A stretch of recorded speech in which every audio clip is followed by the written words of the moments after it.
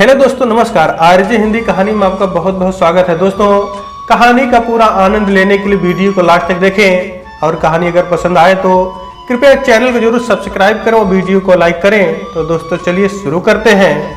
वो एक औरत थी, एक ऐसी औरत जो दुर्भाग्य की चादर ओढ़कर इस धरती पर आई, जिसने माँ के दूध की मिठास नहीं चखी, उसकी मादकता नहीं जानी, एक आंचल में छिपकर दुनिया का सर्वोत्तम आनंद नहीं उठाया। हाँ, उसकी माँ उसे पैदा करते ही मर गई थी और माँ के साय के बगैर भी वो पली बढ़ी पिता के कठोर अनुशासन में। ऐसा बहुतों के साथ होता है, उसके साथ भी हुआ। किशोरी हुई और पलक झपकते ही युवती। पिता ने खाते पीते घर में ब्याह दी। पति हिंदुस्तानी फौज में एक आदर्श सिपाही था। महीने भर की छुट्टी ले आया ब्याह रचाने, पर 15 दिन बाद ही उस नवपरिणीता की भीगी पलकें पोंछकर चलता बना और ऐसा गया कि फिर नहीं लौटा। ये 1962 के दिन थे। तो माँ के साय से मरहूम औरत अब पति के साय से भी महरूम हो गई थी। इसे भी वो झेल लेती शायद, लेकिन बात उड़ने लगी और उड़ते उड़ते पूरे गांव में मधुमक्खी सी चिमट गई कि उसे गर्व रह गया है। जाने लाल जोड़ा पहनने के बाद की पहले राजदार तो चला गया, लोगों की जुबान कौन सिले। जुबान बाहर वालों की सिली जा सकती है, लेकिन घर में सास ननद की उपेक्षा और ताने टहुकों का क्या जवाब था उसके पास। कैसे समझा पाती कि वो किस नामालूम विपत्ति की शिकार हो गई। पिता के नियंत्रण ने कभी सहेलियों के बीच भी एकांत के क्षण नहीं गुजरने दिए थे, पर इस बात पर यहाँ कोई यकीन नहीं करेगा। सच तो लोग स्वीकारते नहीं हैं, जान चुकी थी वो। उसने अपने पिता को मिन्नतों भरा खत लिखा कि तुम्हें भी विश्वास ना हो तो हलाल कर दीजो, पर मुझे इस कैद से छुड़ा लो। मैं अपनी माँ की कोख से जन्मी, यही अपराध था मेरा। अब इस अपराध की और कितनी सजा दोगे मुझे। पर कुछ भी हो और कैसा भी खत गया हो, उसका पिता एक भारतीय बाप था, जो लड़की के जन्म का साथी होता है, भाग का नहीं। 7वें फेरे के बाद उसका भाग सर्वथा उतर जाता है। बेटी जिए तो अपने भाग, मरो तो अपने भाग। तो उस औरत ने प्रसव तक का समय गर्दन झुकाए झुकाए काटा कि कहीं चांद तारों ने भी भेद भरी मुस्कान बिखेर दी तो क्या कर लेगी हो। बुरा या भला कैसा भी हो, समय तो हमेशा पंख लगा के उड़ा है। औरत अपने प्यार, समर्पण या रिवाज की सौगात सहेजे शहीद कॉलोनी के क्वार्टर में आ बसी। मायके ने उसे छोड़ा, वो ससुराल छोड़ाई थी। पति की विरासत, पेंशन और क्वार्टर उसकी नाव खे सकते थे, वो आश्वस्त थी। फिर भी एक लक्ष्य चिड़िया की आंख उसके आगे थी। सो बेटे को ज्यादा से ज्यादा सपूत बनाने के लिए उसने सिलाई सीखी, बुनाई सीखी और अपनी जवानी को ताक पर रखकर मजदूरों की भांति कठोर श्रम किया। इतना कि उसका बेटा एक अच्छे स्कूल में पढ़ सका, बहुत ऊंची दस्तकारी सीख सका और जवान होकर उसके पति सा सुरखरू और कद्दावर मर्द बन सका। उसकी रगों में निसंदेह अपने बाप का खून था, पर उस खून को पकी किंदूरी सी रंगत और यान की इंजन सी तेजी उस मेहनतकश औरत की जवान उम्र ने दी थी कि वो उसे सहजते सहजते लगभग चुक गई थी। मगर औरत के चेहरे पर अब संतुष्टि का घृत चमकता था। वो अपने बेटे को आंचल में छिपाकर सोती तो इतनी शांत होती, मानो सांझ का संकेत पाकर बरगद के नमूदार पत्ते एकाएक निष्पन्द हो गए हैं कि बेटे को पोर पोर में ढक लिया है उन्होंने, जिसे वो धरती की धड़कन तक न सुन सके। सितारों की पच्चाप से कहीं उसके सतरंगी सपने ना टूट जाए, हवा की नजर ना लग जाए उसे। गुजरे क्षणों का वियोग कभी भावी सुख बनकर आता है और आदमी भूल जाता है कि दुख कैसा था। वो था ही नहीं, वो जो भी था भ्रम था। सच आज है, उसके सामने खड़ा है, सुनहरा चमकदार।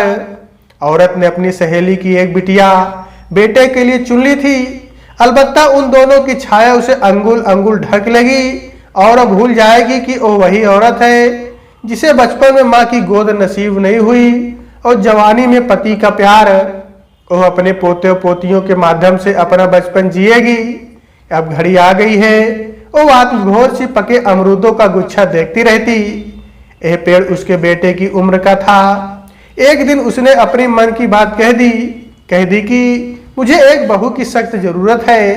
तुम्हारी पढ़ाई उड़ाई पूरी हुई, अब कोई काम देखो, मेरी जगह लो और मैं तुम्हारी लूंगी। बेटे ने कंधे से झूलती अपनी माँ को परे सरका दिया। शायद संकोचवश प्रोढ़ा के सौम्य चेहरे पर लाज की हल्की लाली उतर आई। उसे लगा कि उसकी उम्र अचानक कई वर्ष पीछे खिसक गई है और उस बिंदु पर जाकर ठहर गई है जहां उसने पहली और आखिरी बार एड़ियां रची थी। वो आत्मविस्मृत सी अपना ही चेहरा हथेलियों में लिए खड़ी रही। बेटा अपने काम से निकल गया। औरत का मन पूरे वेग से हुमक उठा। उसने हजारों बार दोहराया, बैठो बैठो कौशल्या की गोद, रामचंद्र दूल्हा बनो। गोया उसे अपनी सहेली की लड़की बहू के रूप में दिख रही थी। सांझ गई, रात ढली और फिर अगले दिन का नया सूरज उसके आंगन में लाठी टेके खड़ा था। औरत ने रात के सपने में बार बार एक ही दृश्य देखा कि इसी पौष में अचानक एक सहालक निकल आया है। दौड़ी दौड़ी वो सहेली से कह आई है, शहीद कॉलोनी के क्वार्टर में पहली बार ढोलक की थाप गूंज उठी है और वो किसी ब्याहुली सी ठुमक ठुमक कर नाची है रात भर। मगर वो सपना था, हकीकत में तो उसका अपना बेटा उसके सामने खड़ा था और बेटे से सटी खड़ी थी एक हाई फाई लड़की जिसके कंधे से झूलता काला बटुआ, विदेशियों सी पोशाक और छोरों से छोटे छोटे बाल देख वो हतप्रभ रह गई। और बेटे ने धीमे कित निर्णायक लहजे में आशीर्वाद मांग लिया कि रूबी तुम्हारी बहू है माँ। हमने कल कोर्ट मैरिज कर ली है। शाम की फ्लाइट से हमें गोवा जाना है क्योंकि रूबी का प्रशिक्षण भी पूरा हो चुका है और इनके माँ बाप से आशीर्वाद भी लेने। इतना कह बेटा तो चुपचाप हो गया और कहता भी क्या और किससे। उसकी माँ यानी वो औरत जो भाग की डोरी से लटकी अब तक कठपुतली सी नाचती रही थी, अचानक जड़ हो गई। फिर भी बेटे के जाते जाते उसका पल्लू आंसुओं से भीग गया, वही आंसू जो उसने अपनी माँ की मृत्यु पर नहीं बहा पाए। पति की वर्दी लौट आने पर भी जिन्हें सहेजे रही, आज काम आ गए थे। उसका सारा धैर्य और शक्ति जिन आंसुओं में कैद थी आज बह गए। बेटे ने पैर पकड़कर समझाया कि इस शहर में मेरी प्रगति रुक जाएगी माँ, हम पर रहम करो, हमें अपना दाना चुगने दो, हमें एक नया उद्यान खोजने का अवसर दो, पैरों में मोह की जंजीर मत बांधो। कितने ही लोग हैं दुनिया में, अपना मन रमाने के लिए कोई किराएदार रख लेना। बात आई गई हो गई। सहसा 20 बरस बाद औरत फिर एक बार निपट अकेली पड़ गई थी। उसका बूढ़ा खून खांसी की तरह रुक रुक कर चलने लगा था। अब उसके पास जेठ के दिन और पौष की रातें थी और था इस खाली समय को भरने अतीत का लेखा जोखा। माँ बाप, पति और बेटे द्वारा सौंपी गई निर्मम यादें। उसकी क्यारी के फूल मुरझा गए थे क्योंकि उन्हें सींचना छोड़ दिया था उसने। सहतूत का पेड़ चांदनी रात में भी विराट दाने सा रूप धरकर उसे कपा देता। इस बार फरे अमरूद बहुत कसैले थे और इन सबसे घबराकर जब वो अपनी डोर ईश्वर से बांधने हरिद्वार जाने वाली थी तो उसके दरवाजे ने सहसा आवाज दी, माताजी किवाड़ खोलो। उसने आंखें फाड़कर महसूस किया कि वह जाग रही है। उसने गर्दन झटक कर विश्वास जगाया कि वह दिवा स्वप्न नहीं देख रही है और उसने बढ़कर सिटकिनी उतार दी। एक पल को तो रोमांचित हो उठी कि बेटा सामने खड़ा है, फिर बूढ़ी आंखों को खुद पर रहम आया। पसो पेश में पड़ी वो खड़ी रही। अगर वो कुछ कहती तो गला भर्रा जाता। आगंतुक ने विनम्रता से पूछा, आपका मकान खाली है, मैंने सुना था। औरत खामोश खड़ी रही, सिर्फ नाम में गर्दन हिला दी। युवक गलत खबर पाने का अफसोस जाहिर करके चला गया। तब वो सोचती रही कि जिन्हें मकान दिया था वे छोड़कर चले गए। तुम यह वीरान मकान लेकर क्या करोगे बेटा, कितने दिन रहोगे इसमें? ईंट पत्थर का ही नहीं, मेरे तो हाड़ मांस का भी मकान खाली है, पर यह किसी को रास नहीं आया। ईश्वर ने इसे निर्जन खंडहर रहने के लिए ही बनाया था शायद। कहने को तो कह दिया और युवक चला भी गया, लेकिन औरत को उस रात नींद नहीं आई। वह बार बार सोचती रही कि हरिद्वार जाकर भी मन रमेगा कि नहीं। उन अपरिचितों के बीच भला कब तक खुद को गुमराह करेगी। जिंदगी कोई पल भर का सवाल नहीं है, ना जाने कितनी लंबी उम्र काटना पड़े। इस तरह भला भटकने से सुख मिलता होता तो सारी दुनिया भटक गई होती। कुछ भी हो, उसे मन मार के यहीं रहना होगा। जब मौत के ही दिन पूरे करने हैं तो क्या उत्तर और क्या दक्षिण। नहीं, अब वो कहीं नहीं जाएगी। एक निश्चय हुआ और जैसे उधार से जिंदगी शुरू हुई औरत बाजार से जरूरत का सामान खरीद रही थी। जिस दुकान से सामान खरीद रही थी उसी दुकान की गद्दी पर बैठा एक नवयुवक गर्दन झुकाए डेस्क पर फैले वही खातों में बुरी तरह भिड़ा था। औरत ध्यान से देखती रही। वह पहचान गई थी कि जिसे उसने मकान नहीं दिया था ये वही लड़का है। थोड़ी देर बाद युवक ने आंखें उठाई और चौंका, माता जी आप, पर आगे नहीं बोल पाया। औरत ने बात काट दी, तुम्हें मकान मिल गया बेटा? अभी नहीं। फिर कहाँ रहते हो? हॉस्टल में। वह दूर पड़ता है, फिर रात की बंदिश भी है। पार्ट टाइम जॉब करता हूँ, ट्यूशन भी। आपका मकान खाली हो गया क्या? औरत फिर एक बार खामोश रह गई। काश उसका अपना बेटा भी इसी लड़के की तरह कुछ भी करके अपने देश में ही उसके पास बना रहता। मकान खाली हो गया? लड़के ने उत्साहहीन स्वर में फिर पूछा। औरत अचकचाई, पर भीतर का सच अनायास चेहरे पर आ गया कि मकान खाली हुए एक युग बीत गया।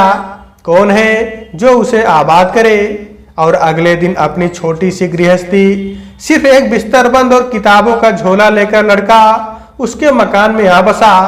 एक जगह में रहते रहते दो जानवर भी अपना मरकहापन छोड़ देते हैं, पर वे इंसान थे। ऐसे इंसान जो अतृप्त थे कि उनका इसने घटकर सूख जरूर गया था पर उठा नहीं था। औरत उसका भोजन बना देती और अपने हाथ से परोसकर खिलाती तो यूं को लगता कि अम्मा ने उसमें अपना हृदय उड़ेल दिया है, तभी इसमें इतनी मिठास है। वो आत्मविस्मृत सा सोचता, हो ना हो यही औरत मेरी सगी माँ हो, इस जन्म की ना सही पिछले की, लेकिन इस राज को वो राज ही बनाए रखेगा। और अब संयोग से माँ मिल गई है तो उसका दामन नहीं छोड़ेगा किसी कीमत पर। महीने पर उसने डरते झिझकते अम्मा की हथेली पर कुछ रुपए रखे। मकान किराया? औरत ने प्रश्न सूचक नजरों से देखा, फिर हंसकर बोली, इतने से काम नहीं चलेगा। घर खर्च कैसे चलाती हूँ मुझसे पूछो। लड़का अपनी पहल पर शर्म से नजरें चुराने लगा। पॉकेट से कुछ और रुपए निकाले, अपनी हिचक छुपाने चढ़े स्वर में बोला, अभी इतना रख लो, फिर और कमाऊंगा तब दूंगा, इन्हें तू ही रख। औरत ने बात पलट दी, पेंशन बंधी है मुझे तो। लड़का हार गया। उसकी हकड़ी के आगे, ममता के आगे कौन नहीं हारा। औरत के चेहरे पर रौनक वापस आने लगी। उसके आंगन के पीले पीले अमरूदों पर लाल लाल चित्तियां पड़ने लगी। गुलाब का चेहरा पुरजोर गुलाबी होकर उसके हृदय सा चमकने लगा। सहतूत फिर लद गया नन्हे नन्हे खट्टे मीठे फलों से, और बड़ी करुणा से प्रार्थना करने लगी अपनी विधाता से कि अब कोई उससे यह लड़का ना छीने, भले ही उसकी उम्र की एक दो दहाई हटा दे। हाँ, वह लड़का भी बड़ा अजीब था। गर्मियों की छुट्टियों में भी अपने घर नहीं लौटा। माँ बाप ना सही चाचा ताऊ तो होंगे, आखिर कोई ना कोई तो होगा, लेकिन नहीं और हरगिज नहीं वो अम्मा का साथ एक पल का ना छोड़ता। कैसी विचित्र बात थी कि उसने अम्मा के साथ बड़ी पापड़ बनवाए, सारी सारी दोपहरी बिना पलके झपकाए रंग बिरंगी दरियां बुनवाई, अपने साथ गेहूं बिनवाते और रोटियां तक सिकवाते देख औरत ने बनावटी रोज से टोका, तुझे तो लड़की होना चाहिए था, किसी का घर तो मरता। लड़का मुस्कुराकर टाल गया, मेरा इतना ही ख्याल है तो बहू क्यों नहीं ले आता। औरत ने एक बार फिर डरते डरते अपने पैरों पर कुल्हाड़ी मारी, लेकिन लड़का फिर मुस्कुराकर टाल गया। कुछ रोज के अंतराल के बाद औरत ने फिर कहा और लड़का फिर टाल गया। आखिर जब वो हाथ धोकर पीछे पड़ ही गई तो उसने लड़कियों की तरह मुंह छिपाकर लाज से भीगी कांपती आवाज में कहा, तुम कोई लड़की तो ढूंढो। और औरत के चेहरे की रंगत बदल गई कि उस पर लाल पीले टेसू और सेमल के फूल खिल गए। उसका दिल बल्लियों सा उछलने लगा कि उसमें ढोल ताशे और मृदंग बज उठे। वो चादर ओढ़कर दौड़ी दौड़ी फिर गई एक बार अपनी सहेली के घर और अपनी बहू को अंक में भरकर बेहोश होने लगी। शहीद कॉलोनी का ओह क्वार्टर बंधनवारों से सज गया। देखते देखते वो बहू बेटे की हो गई। उसने अपूर्व हिलोरे ले लेकर फिर गाया वो गीत, बैठो बैठो कौशल्या की गोद, रामचंद्र दूल्हा बनो। औरत भूल गई कि कभी वह बिन माँ की बच्ची थी। उसका पति सिर्फ एक रात का मेहमान बनकर इस दुनिया से उड़ गया था। उसका बेटा राजगद्दी के लोभ में उसकी कुटिया छोड़ गया था। वो अपने मुंह बोले बेटे और बहू की बलैया लेती थकती नहीं थी। उसकी क्यारी के मुरझाए फूल फिर से प्राकृतिक रंगों का बाना धर कर पराग बिखेर रहे थे। स्वर्ग के सारे सुख उतर आए थे उसके आंगन में। बेटा सपूत था, जो भी कमा कर लाता उसकी हथेली पर धर देता। बहू लक्ष्मी थी, घर यत्न से संभालती और दिन का आरंभ सास की चरण वंदना से करती थी। अब औरत की एक ही तमन्ना शेष थी कि जल्दी से पोते का मुंह देखे और अपना बिसरा बचपन दोहराए। जीवन का आखिरी मकसद और संपूर्ण जीवन की मधुर साथ इन्हीं अलभ फल को पाने की होती है। यौवन ढलने के बाद ममता के फिर नए अंकुर फूटते हैं। कैसी विडंबना है भाग्य की।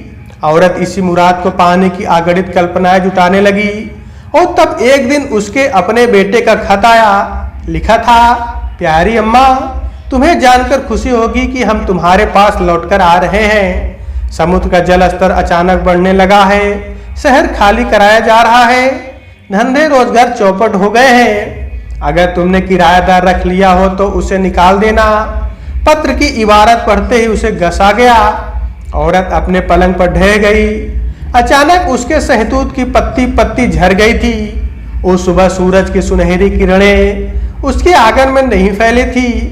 उसके क्वार्टर के भीतर और बाहर जमा लोगों के चेहरों पर हैरत, आंखों में आंसू थे। और शहीद कॉलोनी का ओह क्वार्टर उसके मुंह बोले बेटे और बहू की करुण सिसकियों से गूंज रहा था। तो दोस्तों, आज के वीडियो में बस इतना ही।